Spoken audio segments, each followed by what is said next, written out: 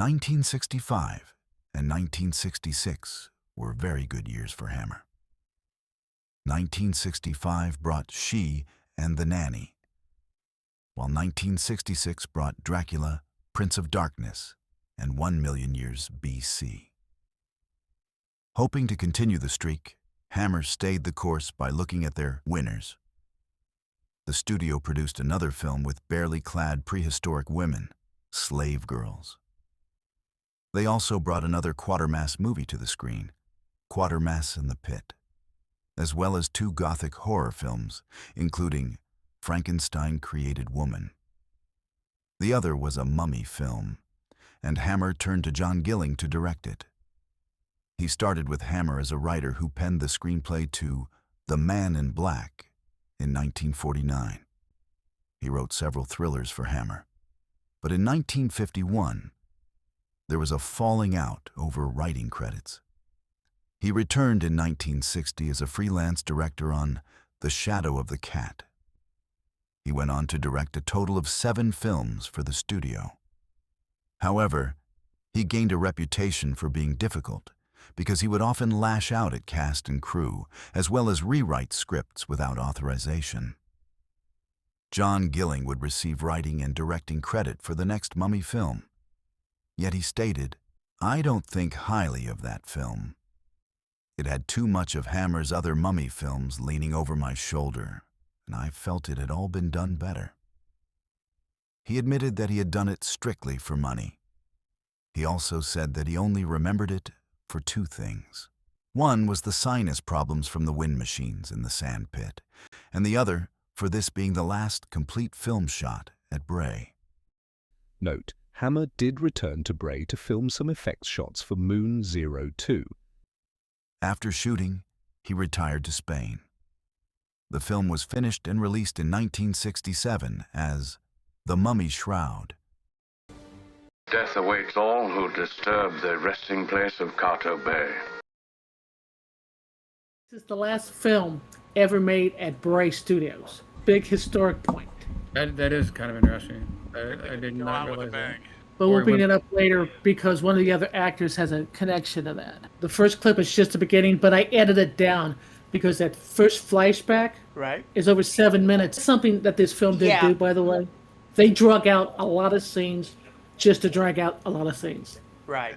And the voiceover just killed this opening. I see Tim Turner listed in Google as the narrator. Right, but some people say it was actually Cushing, and that's still being fought over. I keep thinking, wasn't that the kid on Fairly Odd Parents? Yeah. In the year 2000 BC, there was born to the reigning pharaoh of Egypt a son. Almantar continued to scheme against the throne. Soon, he was exhorting his followers to violence.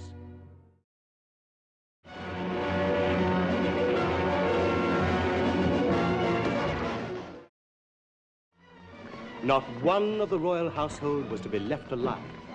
This was Almantar's decree. But before the murder Pal right there. the final toll, Mentar exhorted In that fake tan. with the young prince.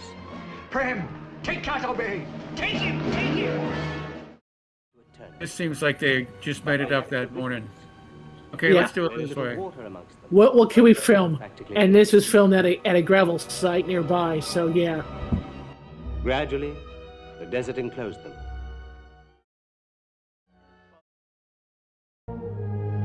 With reverence, Prem covered his young master's body with the sacred shroud. I'm sorry, that looked kind of cheap, by the way. Now I'm all confused. Now who's the mummy? Is it Prem? No, well, Pram becomes the mummy, but the thing is, Pram... The person who played Prem is not playing the mummy. Right, it's Pram because he's coming back to protect his master's body. The body they found covered with the shroud, that was the Prince. Yes. Or Right. Pharaoh, or what do you want to call him at that moment. And then Prem Pram goes off and dies. They don't discuss where he died, how he died, but somehow he gets mummified, his body's found. Things that you don't think, because somehow his body gets found years later, and they think he's been mummified properly. I think he's a pharaoh because he's wearing the amulet. Which is kind of silly when you think about it, that does make no sense. that he goes back and gets mummified and has a great life. And like this one, they try to fill the holes by a lot of discussion here. We got the bad guy comes in here. They're supposed to be Cairo. And you've got Preston coming in, Daddy Preston. And I show this one for several reasons. It sets up the film. Daddy's an asshole. Ripper's afraid of him. And Mommy hates Daddy. Yes, she does. Because Daddy's the one, this is the guy who funded, you meet Preston, he is the guy who funded the expedition who discovered the tomb. But Right. his son was part of it, along with an older professor, Right. and who was the female, Claire, who Claire. was supposed to be very good at a linguist. Maggie Kimberly. And apparently Yeah. she had some sort of precognition, too. Right, Yes. which doesn't really even play out with the rest of the film. But they probably thought it would be good, and then at the end of it realized they weren't going to be able to use it. Yeah, in this scene here, this goes away. It's 1920, and Daddy's coming in because he's the one who bankrolled it for his son's sake and for the fact that he wanted to get in the press. And this shows That it. shot right there reminds me of Fantasy Island. Tattoo, tattoo. That Michael is Ripper. Michael Ripper, Okay, right there. okay. How, Mr. Preston? You're long better. Yes, I saw your Gary arrive from the hotel window. I must apologize. And that, we're going to stop for a second here. That is John Phillips. I understand he was actually a successful Shakespearean actor. Yes. I could see that. And decorated from the Normandy campaign. The man has military cross because he was actually there. The woman, playing his wife, that's Elizabeth Sellers. The reason I brought her up too, this is the last film ever shot at Bray Studios. Right. She was actually in a Hammer movie, pre-Gothic horror in 1951 called Outburst, the only other Hammer film she did. It was the first film shot at Bray. So she has a distinction as a Hammer actress. Note: in 1954, she starred with Humphrey Bogart in The Barefoot Contessa. The middle guy, of course, is Michael Ripper, which hopefully any Hammer fan should need no introduction on. Number of my suite. Oh, yes, I've arranged all that. There is only one suite available at this hotel. I came here primarily to ascertain what's being done to find them. Isn't that so, Barbara? Yes, Stanley. Is your son an archaeologist, too, sir? He is indeed. A very brilliant boy. Oh, this is... My dear?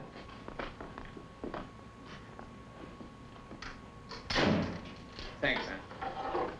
You don't really realize how big of a dick he is yet. You know he's a little bit unpleasant, but Well, as the movie goes, he comes on, across Anything I can get for as you, Mrs. stiff. Yes, you can order me some beer. Make sure it's cold. Very good, sir. selfish and very, very egotistical. Anything you want? Nothing, Stanley. That's part of the story of their marriage. Not just that they're married, you can tell that she knows he's a dick. And you see the way he bullies people. Yeah, well, to be honest, in this film, she could have been written out. She doesn't really do anything. I agree with you. I think it's one of those things Oh, where there's one or two short scenes where she actually kind of guilt trips him. Well, true, but she doesn't really contribute to the plot in any way, shape, or form. Really, I mean... And I kept that thing in there, can I get you anything, to show you what a jerk he really is. Because that sets his character up, which is kind of silly because it really doesn't kind of any real play in the film. So now I figured we show you everybody else. So we're moving to the desert. Right. The archaeology team out in the field. And this, of course, is the one that Tim was already talking about, Sir Basil. That's Andre Morel, who's actually the top name in this film. He has done, Tim already mentioned, The Plague of the Zombies, The Shadow of the Cat, She.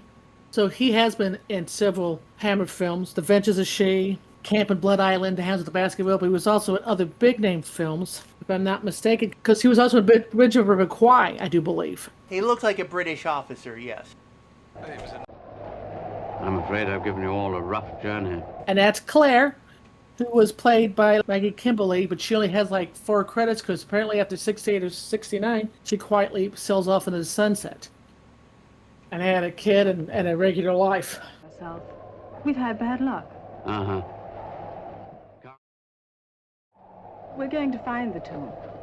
It's not far. Okay, like you were saying earlier, they know that she's got some kind of gift. They don't really do anything with it. Right. It's like you can tell they wrote it, they didn't know what to do about it. And I mentioned the other 2 guys here. This is Sonny. This is Preston's son. I guess he's supposed to be the moral compass in this film. David Buck, who died young, by the way, of cancer at the age of 52. Wow. Didn't really do a whole lot more, a lot of TV work, and was actually in the Scarecrow of Romney Marsh. If everybody remembers that Disney film. Same feeling I had. One of my favorites. When I talked to Scarecrow! a week Yeah, before never they mind. did. The question is, shall we go on, or shall we try to find the oasis we left 3 days ago? Well, I think we should take a chance. We're all agreed then? Well, I guess it does kind of like work with the scene. Nothing else comes out of it after they Right. It works with the scene, but they don't explain A, how she knows, B, why anybody cares, and C, what does it affect the rest of the movie. And a whole lot of time, because what happens between here and there, but I had to add this scene just because I get the feeling that there's a whole lot going on as far as them going through the tomb, which they spent a lot of time walking through a nothing tomb.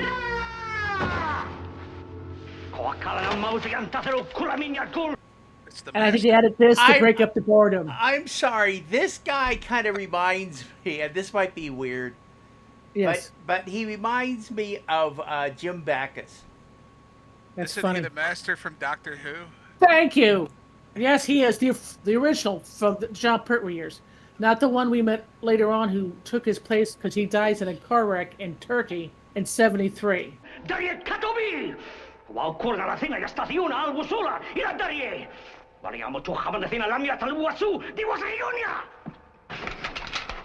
Okay, out again.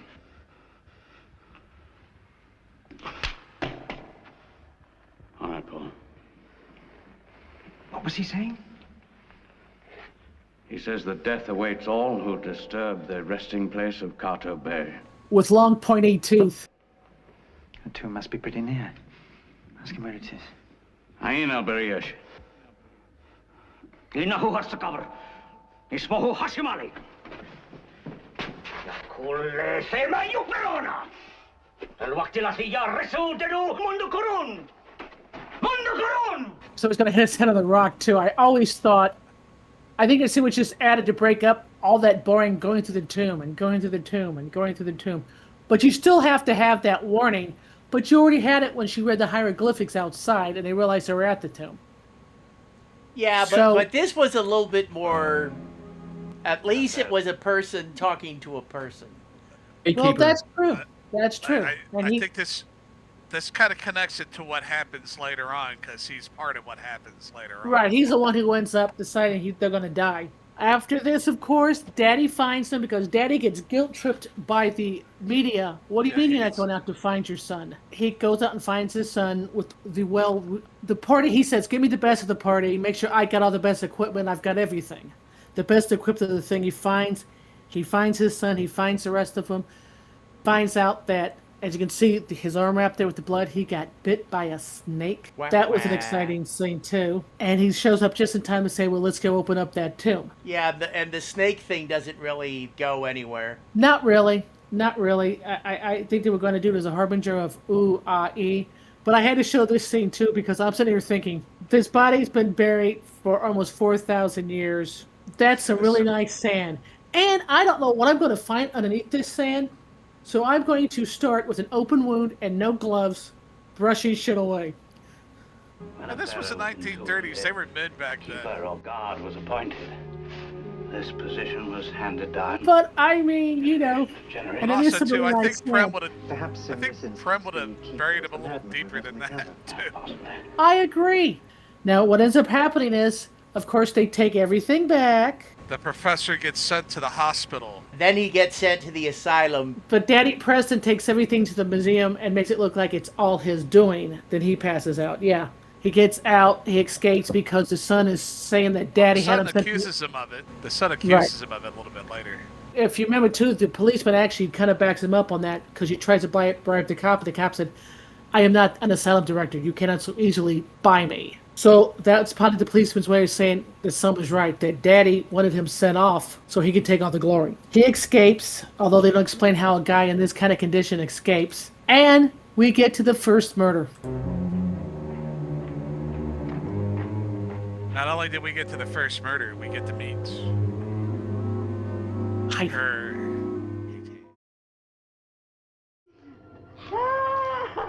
You are Sir Basil Walden. I am Haiti. I tell your fortune. Haiti. But death. And there's the master again. My son has me.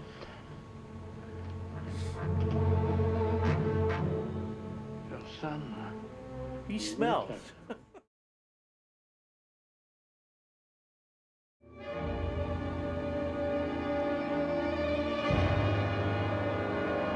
This is also kind of boring. He's just sitting there.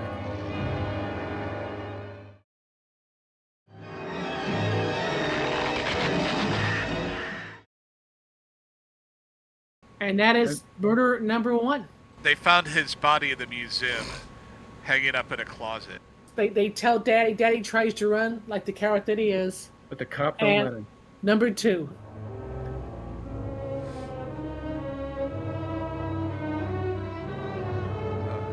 He's kind of sympathetic.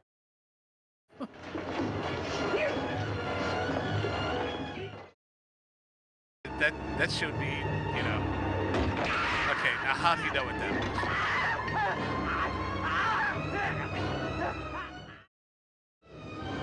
was? Okay, this scene shows one thing. The mummy's got no ass. Okay, go ahead. It also showed the zipper. Murder number 3. Daddy said he don't care what the cop says. Tells Ripper, wake up at nighttime and sneak down there, and I'll be there at midnight. And the thing is, it just doesn't make sense that he got killed. But he was in the tomb. Well, he was in the Well, cage, he was in the tomb, but he was, he was schlepped into it by his boss. But he was still in the tomb. Anybody in the tomb, everybody in the tomb who went in is going to get killed. Some innocent escape, not the Thunderbolts. Somehow it would have been nice to just, if you could find out that we're using that as a chamber plot.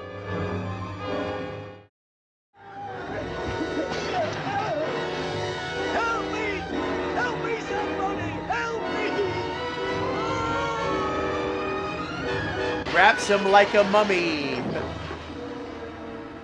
And doesn't go down to see if he really killed him. So, yeah, that was a weak murder. It's over quick, and actually you get to the third very quickly, too. This one, they really dragged out. A whole lot of him sitting around waiting, la, la, la, la. Shows how shame goes and does what he's already done twice in the film, la, la, la, la, to get the mummy there. Oh, yes? Yeah. My brother, he drives a gari. He lives only 2 minutes from here. I'll get him for you, Effendi. You sit down and wait, Effendi. So he takes his money before he knows he's going to be killed. What a bastard. But he throws it back on him, I think, doesn't he? Yeah. And this scene, like I said, I cut it down a lot because there's a lot of him pacing, sitting down, looking around, pacing, sitting down, looking around, pacing. Right. Hashim calling the mummy. And of course, the mummy cat. That was a little anticlimactic, to be honest. It was, actually, because he's the one who deserved it more, because he's the one who really pushed it. I had to admit, I became confused because after this, suddenly when Claire goes and meets Haiti, and they have a little powwow, and then Haiti, the word tells her to apologize profusely, and then gives her the words of death to get her out of jail. Yeah. Right, it made no sense. Yeah, I think that's part of the plot that got written out or edited out or something, because it... I agree with you. I think there's supposed to be more to it. Not only that, Hayati had slipped her a card to come to my place. Earlier in the movie, yes. In the movie.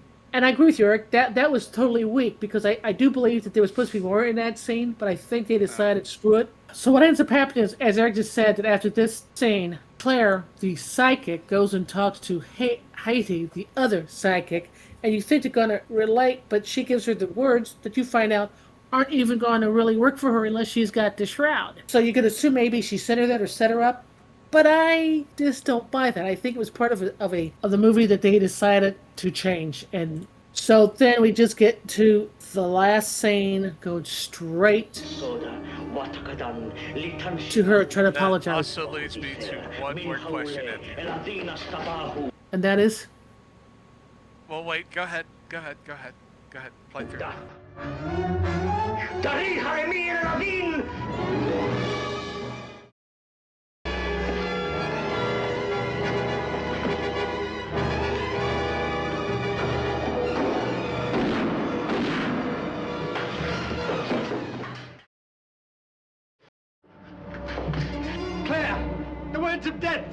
he know about the words of death?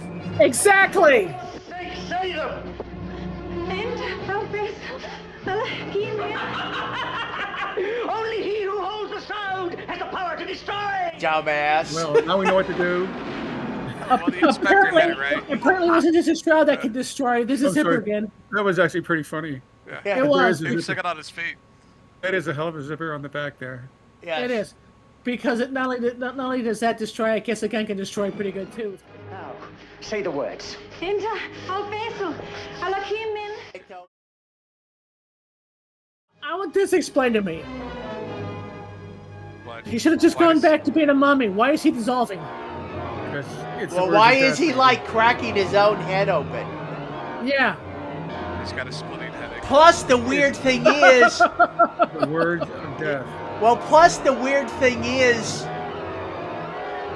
why would the words of death affect him? Yeah, he's already dead.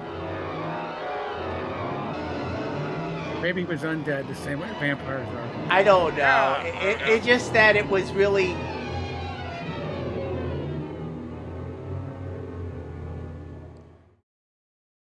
I also got to bring up another thing about this movie.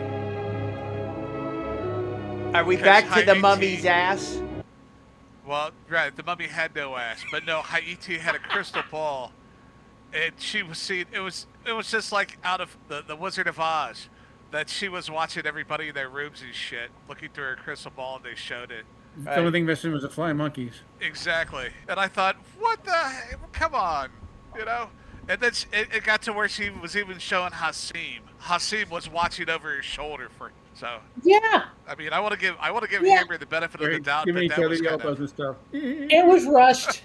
But by 67, a lot of crap is getting rushed. It's sad. It is sad.